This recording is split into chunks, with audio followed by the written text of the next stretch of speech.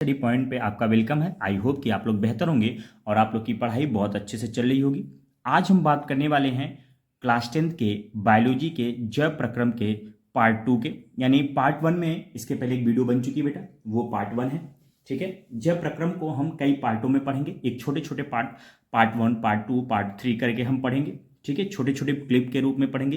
तो इन सारे वीडियो को आपको जरूर देखना है और अच्छे से नोट्स प्रिपेयर करिएगा।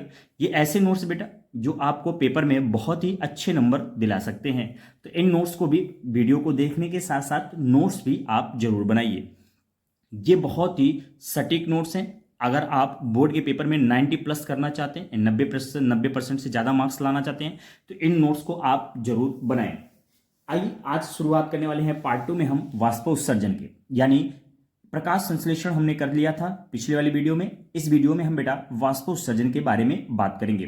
तो टॉपिक को शुरू करने से पहले अगर आप लोग नए हैं तो चैनल को सब्सक्राइब करिए और बेल आइकन को जरूर प्रेस करिए और वीडियो को ज़्यादा से ज़्यादा अपने दोस्तों में शेयर करिए ताकि आपके दोस्त भी पढ़ पाएं। चलिए शुरुआत करते हैं आज के अपने इंपॉर्टेंट टॉपिक वाष्पोत्सर्जन के बारे में। देखिए, पादपों के वायवीय भागों से वाष्प के रूप में होने वाली जल हानि को वाष्पोत्सर्जन कहते हैं। इसको प्रभावित करने वाले वातावरणीय कारक निम्नलिखित हैं।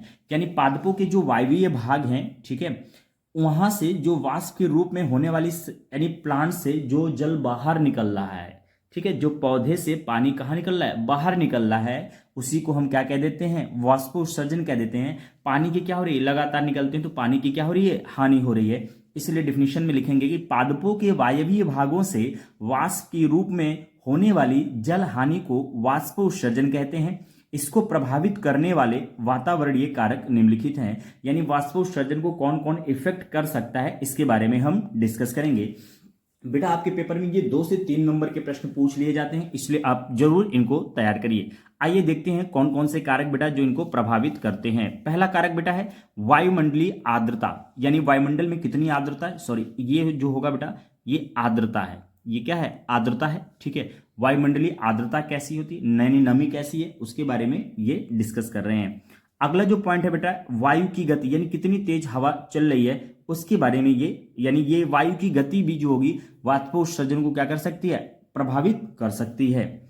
अगला जो पॉइंट है बेटा हमारा प्रकाश की तीव्रता, यानी प्रकाश की तीव्रता यानी कितनी तेज धूप है, यानी कितनी तेज प्रकाश की लाइट है, उसके बारे में भी हम देख सकते हैं। यानी वायुमंडलीय आर्द्रता भी वाष्पोत्सर्जन को प्रभावित कर सकती है। वायु की गति यानी स्पीड ऑफ एयर, ठीक है, वो भी क्या कर सकती है, इफेक्ट कर सकती है वाष्पोत्सर्जन को। और प्रकाश की तीव्रता भी क्या करेगी, वाष्पोत्सर्जन को प्रभावित कर सकती है। और चौथा बेटा होगा तापमान, यानी टेम्परेचर कैसा है, टेम्परेचर मतलब टेम्परेचर लो है या हाई टेम्परेचर है, ये सारी चीजें डिफर करती हैं, कि मतलब ये चीजें डिपेंड करती हैं कि वाष्पोत्सर्जन कैसा रहेगा। ठीक है, तो वाष्पोत्सर्जन कम होगा कि ज्यादा होगा, ये कौन निर्भर करता है, वायुमंडलीय आर्द्रता, वायु की गति, प्रकाश तीव्रता और टेम्परेचर यानी तापमान। चलिए चलते हैं अपने अगले टॉपिक की तरफ, जो है कि पौधों में वाष्पोत्सर्जन का महत्व क्या है। यानी ये पौधों में जो वाष्पोत्सर्जन हो रहा है, यानी पादपों के वायवीय भागों से वाष्प के रूप में होने वाली जल हानि को वाष्पोत्सर्जन कहते हैं। ये जरूरी है क्या, ये प्लांट में होना बहुत जरूरी है क्या, अगर होगा तो क्या फायदे होंगे, नहीं होगा तो क्या नुकसान होगा, इस टॉपिक के अंतर्गत पढ़ेंगे हम। यानी आपको यह जानना है क्या पौधों में वाष्पोत्सर्जन होना अनिवार्य है, अगर है तो क्यों। चलिए देखते हैं। जो पौधों में वाष्पोत्सर्जन होता है, ठीक है, जड़ों द्वारा अत्यधिक मात्रा में अवशोषित जल इस क्रिया के द्वारा वातावरण में वाष्पित हो जाता है। देखिए, एक लिमिट से ज्यादा, कोई चीज लिमिट से ज्यादा करेंगे तो वो नुकसान होगा। तो पौधों को एक लिमिट में पानी की मात्रा की आवश्यकता होती है। अगर उस लिमिट से ज्यादा, यानी उस क्राइटेरिया से ज्यादा अगर आप वाटर देंगे तो वो प्लांट के किसी काम का नहीं होगा, बल्कि प्लांट को नुकसान पहुंचाएगा। तो प्लांट क्या करेगा, उसको शरीर से बाहर निकालेगा। तो ये पौधे जो होंगे शरीर से पानी जो बाहर निकालते हैं, ठीक है, जो अत्यधिक मात्रा होती है वो इसी के थ्रू, यानी वाष्पोत्सर्जन के थ्रू ही क्या करते हैं, बाहर निकालते हैं। यानी पौधों में अगर जल की अधिक मात्रा हो गई है तो वो क्या करेंगे, वाष्पोत्सर्जन के द्वारा, ठीक है, वाष्पोत्सर्जन प्रक्रिया के द्वारा अधिक मात्रा की जल को शरीर से कहां कर देंगे, प्लांट बॉडी से बाहर कर देंगे। आइए चलते हैं आगे देखते हैं। जिससे जल चक्र बना रहता है, ठीक है, वाष्प यानी देखिए वो भाप बन के, मतलब वाष्प बन के ऊपर उड़ जाएंगे, फिर बारिश होगी तो फिर पानी आएगा, फिर निकलेगा, तो ये सब चक्र क्या होता है, बनता रहता है। वाष्पोत्सर्जन के कारण एक प्रकार का चूसक बल अथवा वाष्पोत्सर्जन खिंचाव उत्पन्न हो जाता है, जो रसारोहण और जल के मृदा में अवशोषण में सहायक होता है। यानी क्या होता है कि जैसे वाष्पोत्सर्जन होगा तो वाष्पोत्सर्जन क्या करेगा, पानी को जैसे ही खींचेगा, पानी को खींच के बाहर कर रहा है ना, तो खींचेगा तो एक चूसक बल लग जाता है, ठीक है, या फिर एक खिंचाव उत्पन्न हो जाता है जो रसारोहण और जल में के मृदा में अवशोषण में सहायक होता है। ठीक है, इस चीज को आप जरूर ध्यान दीजिएगा। जो हमारा अगला पॉइंट बेटा है, दूसरा पॉइंट क्या है, वाष्पोत्सर्जन द्वारा पादप का ताप सामान्य बना रहता है। यानी जो देखिए प्लांट को भी ग्रो करने के लिए एक फिक्स टेम्परेचर की आवश्यकता पड़ती है, यानी एक सीमित तापमान की आवश्यकता पड़ती है जिस टेम्परेचर पे प्लांट क्या करता है, अच्छे से ग्रो करता है यानी बढ़ता है। तो वाष्पोत्सर्जन द्वारा पादप का ताप सामान्य बना रहता है। आइए चलते हैं तीसरे पॉइंट की तरफ, जो बहुत ही इंपॉर्टेंट तीसरा पॉइंट बेटा हमारा है, वो काफी इंपॉर्टेंट है। इस तीसरे पॉइंट की तरफ चलते हैं। तीसरा पॉइंट देखिए क्या है कि अधिक वाष्पोत्सर्जन के कारण फलों में शर्करा की सांद्रता बढ़ जाती है, जिससे वह अधिक मीठे हो जाते हैं। आप सिंपल सी बात है, अगर पानी की मात्रा देखिए, अगर पानी की मात्रा ज्यादा निकल जाएगी तो वो क्या हो जाएगा, गाढ़ा हो जाएगा। यानी कहने का मतलब अधिक वाष्पोत्सर्जन के कारण फलों में शर्करा की सांद्रता बढ़ जाती है, यानी फल जो होंगे वो बहुत ज्यादा मीठे हो जाएंगे, जिससे वह अधिक मीठे हो जाते हैं। तो वाष्पोत्सर्जन यानी पौधों में वाष्पोत्सर्जन का महत्व आप देख चुके हैं, अब देख चुके हैं। आप चलते हैं अगले पॉइंट की तरफ। जो अगला पॉइंट बेटा हमारा है वो है रंध्र। रंध्र क्या होता है, इसके बारे में हम डिस्कस करेंगे। इन नोट्स को बेटा आप जरूर तैयार करिएगा। आप भले लिख चुके हैं, एक बार फिर से इस नोट्स को बनाइएगा और आपको लिखने से क्या होगा, प्रैक्टिस हो जाएगा। तो देखिए रंध्र क्या होता है, पादप की पत्तियों तथा अन्य कोमल वायवीय भाग की बाह्य त्वचा में, पादप की पत्तियों तथा अन्य कोमल वायवीय भाग की बाह्य त्वचा में छोटे छोटे छिद्र पाए जाते हैं, जिन्हें रंध्र कहते हैं। प्रकाश संश्लेषण के लिए गैसों का आदान प्रदान रंध्रों द्वारा ही होता है। यानी आप कह सकते हैं कि पादप की पत्तियां जो होती हैं उनमें बहुत ही जो पत्तियां कोमल होती हैं, ठीक है, उनके जो वायवीय भाग की बाह्य त्वचा में छोटे छोटे छिद्र पाए जाते हैं, जिन्हें रंध्र कहते हैं। यानी प्रकाश संश्लेषण के लिए स्टोमेटा की बहुत आवश्यकता पड़ती है। यानी इस जो प्रकाश संश्लेषण होता है उसमें जो कार्बन डाइऑक्साइड, ठीक है, और ऑक्सीजन का आदान प्रदान होता है वो किसके द्वारा होता है, रंध्रों के द्वारा ही होता है। ठीक है बेटा, अगला जो हमारा पॉइंट है रंध्रों की संरचना है।